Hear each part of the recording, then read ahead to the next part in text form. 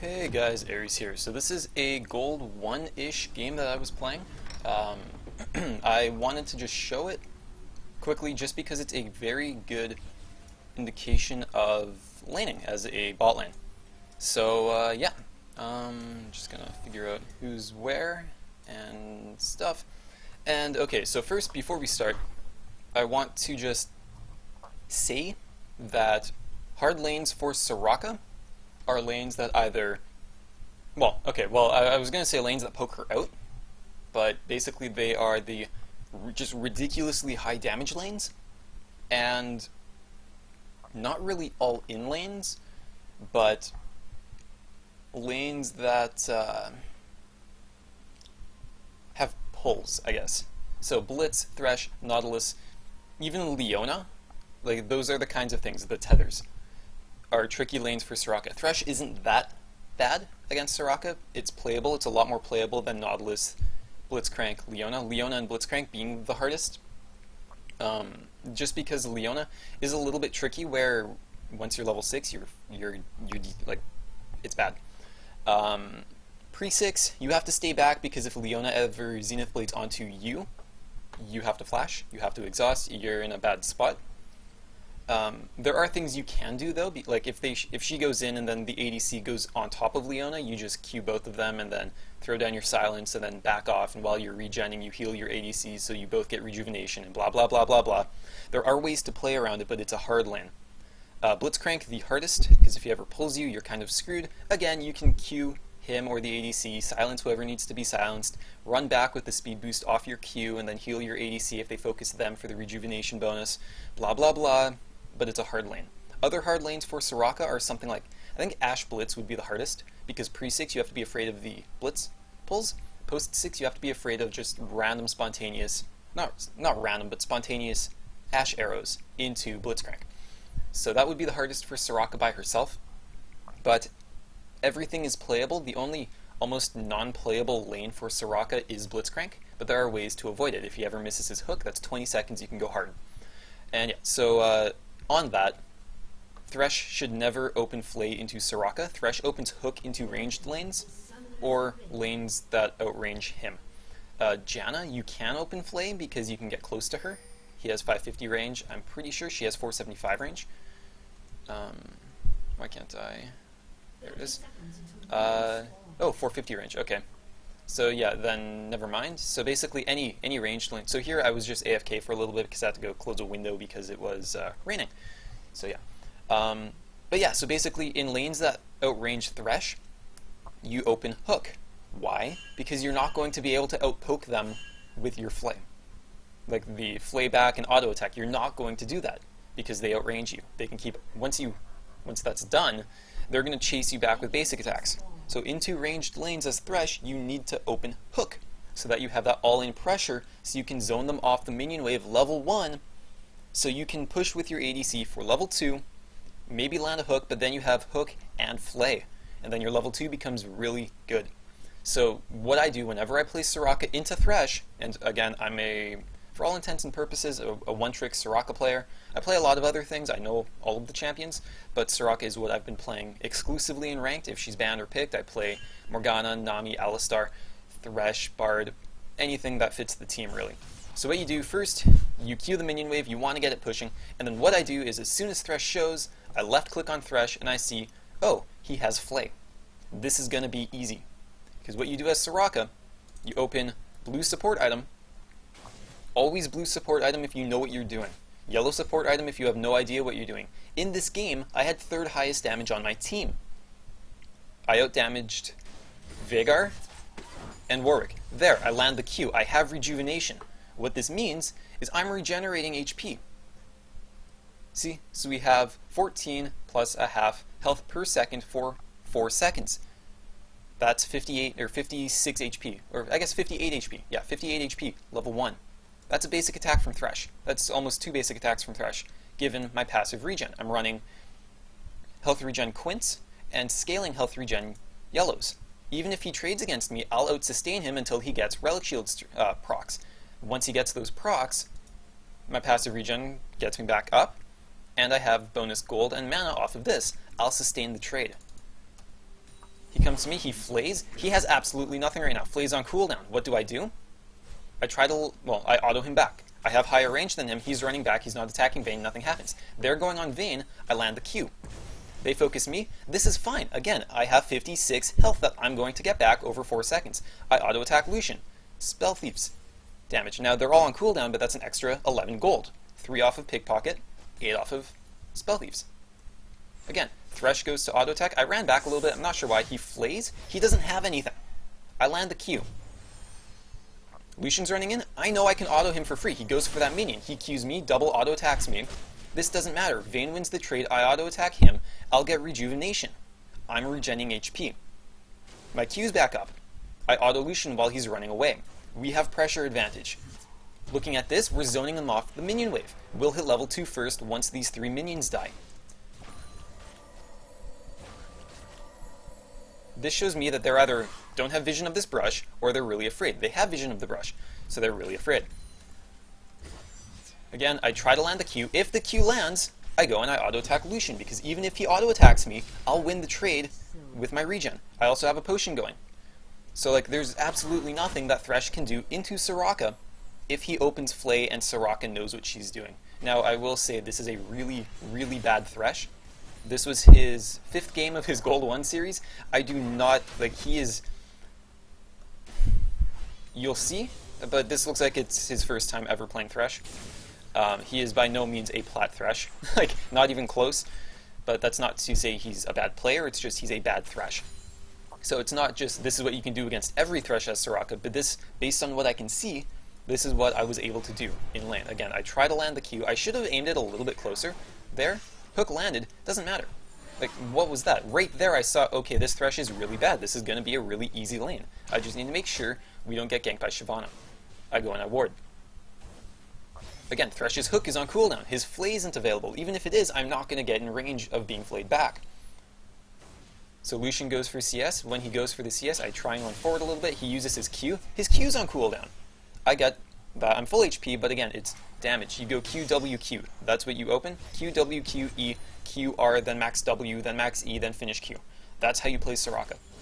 Again, just whenever they're getting close to minions, I'm making sure I'm getting Qs, I'm making sure I'm basic attacking. Here, I get the Q, I auto.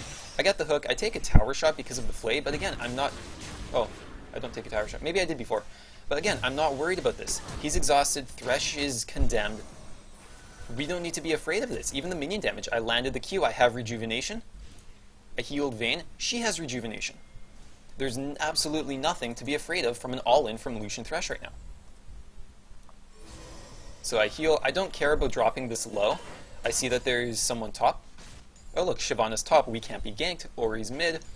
Yasuo was just top lane. He's not going to gank bottom. He doesn't have teleport. There's nothing to be afraid of. I can just gen up off my potions. We have potion advantage. Again, land the Q. Now I have rejuvenation, so I have even more health regen. And then here I think I was saying, wow, this Thresh is pretty bad or something like that, just to tell my team that there's nothing to be afraid of bot lane. I don't think I said he was bad, but I think I said I don't think this Thresh has ever played Thresh before. And again, he misses the hook. IQ, auto. You can chase people down because rejuvenation gives you move speed. Very, very, very good. So this is how you're supposed to play Soraka. Now, and this is why I'm at the beginning of the video, I said it's more of a, not people who have damage her, or like poke her, because you can't really poke out Soraka anymore if she knows what she's doing with her Q. So it becomes very tough to poke out Soraka. So what you'll want to be doing is poking out the enemy ADC, because your heal costs considerably more mana than your Q. So here, just looking at my mana, I'll have the health sustain to get as many W's off as I want. I won't have the mana sustain. So there's the kill onto Thresh, no big deal. Heal up Vayne. I don't have rejuvenation, so you don't really want to be healing when you don't have your Q. It's kind of like a shaman or a druid. You want to have that dot on them all the time because it makes your main heal more effective. Sort of thing, like a Riptide as a shaman healer in World of Warcraft, or rejuvenation as a resto druid. Now here we see, okay, well he's low. We can just kill him. We have flashes available. This isn't a problem. So what you do as Soraka when you do this, you throw down the Q. If it's going to hit, you throw down the E right away. It's burst, it's silence, he's locked in place. If he wants to reciprocate against us, he's going to get stunned. But he moves out of the way. He dashes into me, which he can't really do. I'm not going to take that much damage. We get another kill. We win the lane. Now, I know, okay, Vayne counters Lucian, blah, blah, blah. But again, this is how you play against these kinds of lanes. This is how you apply pressure as a support, especially as Soraka. There are a lot of Soraka players who have 2,000 damage dealt to enemy champions in a 40-minute game, and they're wondering why, like, they're maybe not wondering why they can't win, because they might still be winning games because Soraka's just that good, but they're wondering why. They might just think Soraka's super passive and can't win lane. Now here, this was a little bit of a mistake. Now I thought Vayne had her trinket available, but here she just hit 6, and right here Vayne should have warded the brush, but instead she ends up condemning Shyvana into me, which is it's an issue. And yeah, but ends up getting the kill. And yeah, so if we would have just both stayed and fought and had vision of that brush, we would have been able to kill her without me dying. It was really close to being a double kill. So good thing we got out. Looks like Shyvana didn't smite either, so that should have been a double kill for Shyvana. Shyvana may still have died, but the game would have been a lot different because that would have been shut down onto Vayne. So that's lucky on our part. Oops, I don't care about Aurelia. And yeah, so I'm just going to continue going until the laning phase is done, but that's the gist of it. So just, you don't need to be passive on Soraka. Now you have to be passive for the most part if you're into Blitz, if you're into really rough lanes, or if your ADC just has no idea how to follow up. Luckily I had a good ADC who knew how to follow up on my aggression. And yeah, so this is just showing that even if you're a fairly babysit support, and again, he wants to dash away. Well, you can't dash away. If you don't dash away immediately, I'm going to silence you. So if he dashes away, he loses CS. So that's why we went for that. So now we have the farm advantage. We'll have a slight farm advantage now, but we're about 60 CS up on him effectively because we have 3 kills. So Vayne's going to be, what's that? 700 gold up? No, 1,000 gold up. So even better. So, yeah, okay, yeah, it's about 900 gold for, 300 gold for a kill. Yep. So, yeah, a lot of gold up. Bam, we land no, we didn't land the Q. But we're just silencing away to get some spell creep stacks, to get some pressure. He throws down the lantern for some reason. That's whatever, like, oh no, the lantern. I'm just going to auto for the pickpocket gold. And again, just be basic attacking as much as you can. You have range on them. You want to be abusing that. Thresh misses his hook, whatever. I can just stay up here without anything really happening. We see that Yasuo's up there, Ori's mid. There could be a Shyvana down here. We have vision, so that's not too big of a deal. And we're 3 kills up, so we are very far ahead of their bot lane. So there, another weird missed hook. Gets the condemn, gets the silence, landed the Q, and again, I can take a tower shot because I have rank 3 of my Q. What does that mean? That means an extra 18 plus 1.5 health per second. That's 20 health per second for 4 seconds. That's an extra 80 HP. That's half a health potion whenever I land my Q. And if I W Vayne, that's a health potion on her. So every Q I get, if I QW, that's a health potion of health regen that we get. So here, landed the Q onto Shyvana. We can fight this. Why? Because Lucian's back CSing, and Thresh is not a threat. Lands the condemn. I just get out of burnout so I don't take a lot of free damage. I land the Q. This is fine. We can continue going. I have ultimate. I have exhaust. Don't need to exhaust yet because there's nothing that they can do. Now, I was just thinking that Shyvana's just going to ult away, so there's no point exhausting her. There's no point chasing her. We don't really need to do anything here. And again, oh no, Shyvana's going to gank us. Well, that doesn't matter because we know how to fight. So Vayne ends up ulting. I help push the wave. Again, you're getting rank 3 Q before you max your W. It makes your W more effective because you get rejuvenation. Like, if you land your W, if you land your Q, your W gets an extra 58 to 80 bonus healing. Like, that's insane. When rank 1, it heals for 80. Like, rank 3 Q doubles the effectiveness of your W. Very, very, very, very important that you're landing those. And here, just kind of pushing now. I was typing something there. I think I was saying summoners or rotations or something weird like that. And here, I just wanted to get some damage on the tower. I wanted to use the Frost Fang before recalling and stuff. We didn't really need to back here. We are still really far ahead. Like, Lucian didn't get any kills there. Even if he comes back to lane, we're still ahead of him in items. And look, we're still ahead of Lucian. We're still ahead of Thresh. Vayne's almost out of mana, but there's nothing to really be worried about. And I'm full mana, I'm full health. Which is why we run Frostfang. I saw that Aurelia was getting messed up top because I used my F keys. F1, F2, F3, F4, F5, or space. I F1, or F2. F2 to top laner, F3 to jungler, F4 to mid laner, F5 to ADC, and then space back to yourself. I saw that Aurelia was getting messed up. Before the ignite goes off on her, I make sure to ult, so like you ult relatively early, even if it's above the 40% bonus on your wish. I think it's called wish or hope. Wish, yeah. Extra healing if they're below 40%. But if they're below 40%, chances are they're being ignited. So just ult before that. Just make sure that they can't do that. And I just saw that, oh, they're 2v1ing Aurelia. I'm just gonna ultimate so that she doesn't die, just to make sure that nothing happens, and I'll get assists. So I'm at 6 assists right now. I'm at 66% kill participation at 10 minutes as Soraka. That's really, really good. That's a lot of gold I'm getting. If we look, I already have more gold than the jungler. I have about the same amount of gold as our mid laner, and I'm dealing lots of damage. They're both silenced, and we are going in again, and we're forcing them off the tower. Even if they get hooked under tower, I have Q, I have W, Vayne's not going to die. So yeah, there's nothing to worry about here. And for anyone wondering, the game's already over, half done. It was a 19-minute game.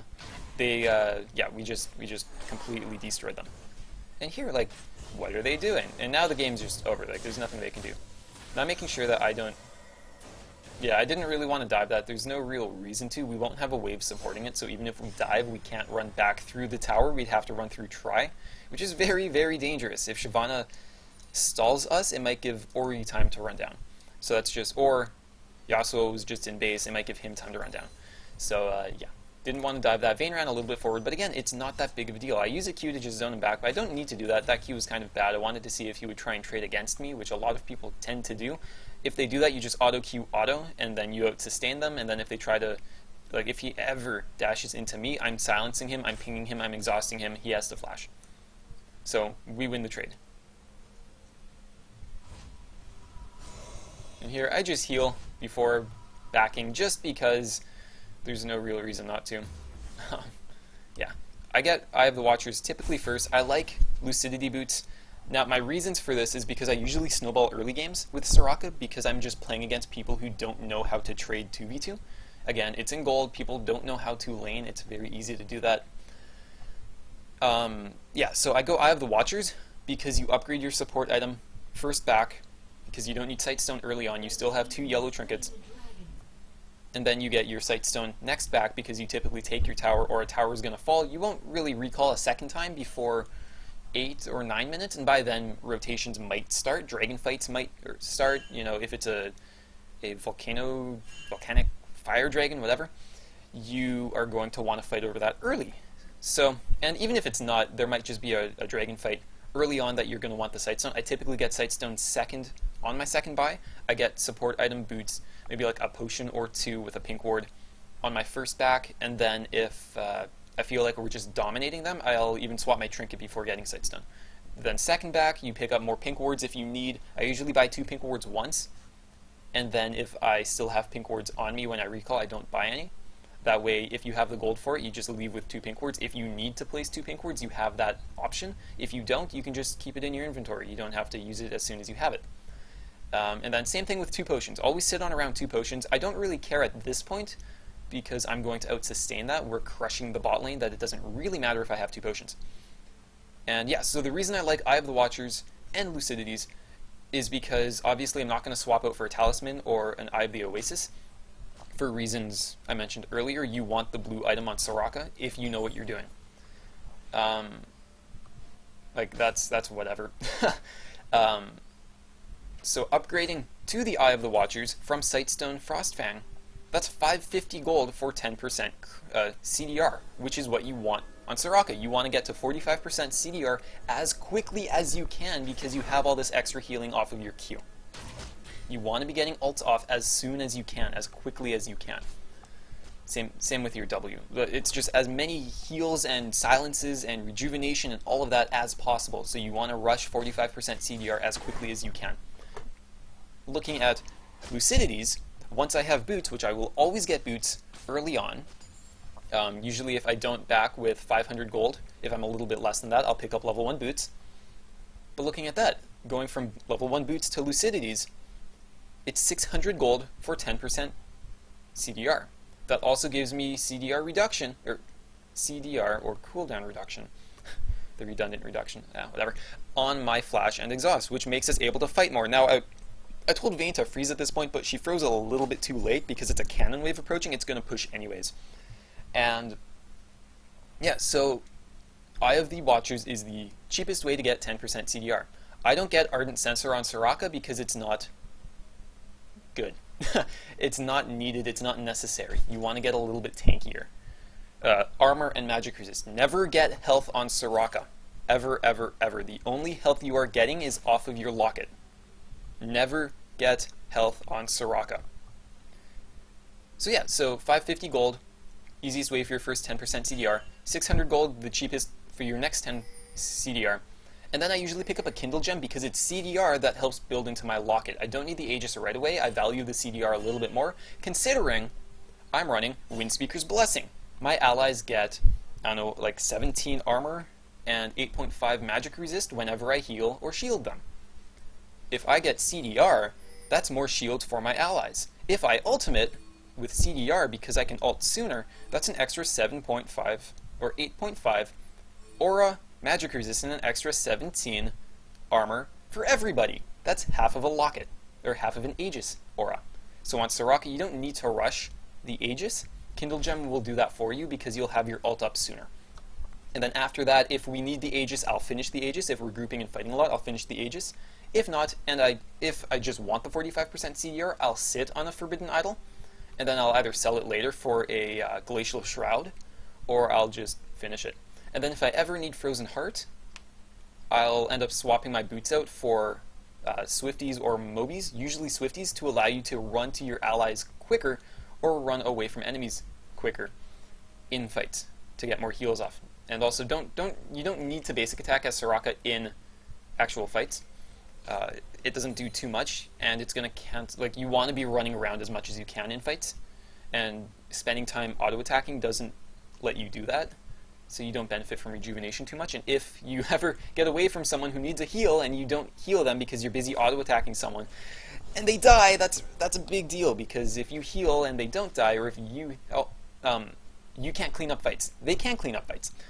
And also, if you know you're about to die as Soraka, always get the extra W out. Like, just buffer and spam your W. Yes, you're going to die a little bit quicker. Like, if you're at 100 HP and they're going to, or like 150 HP, and they're going to kill you, and you know they're going to kill you, make sure you get the extra heal off on an ally, because it's 10% of your HP to heal them for a lot. And this heal is gonna, it can win the fight. You're dying anyways, make sure that you get that extra heal off. So, yeah, just kind of that thing. Because they can kill you for the 200 HP that you're alive for, or they can kill you for 10 HP, but then that extra 100 HP that you're losing because you're using your W will heal up an ally. So they're really, instead of damaging you, they're healing an ally. And again, this is why I think it's a first time Thresh, because he either hooks me and we win, or he hooks Vayne and we win because I'm huge. But yeah, so I'm going to stop it there. That's how you Soraka. That's really all there is to it. It's not that tough. There are a lot of bad Sorakas that just don't understand what she's capable of doing early on. The amount of power that a Soraka has in the laning phase. She's not a heal bot or a mana bot anymore. She can be very strong in 2v2 fights and sustained fights.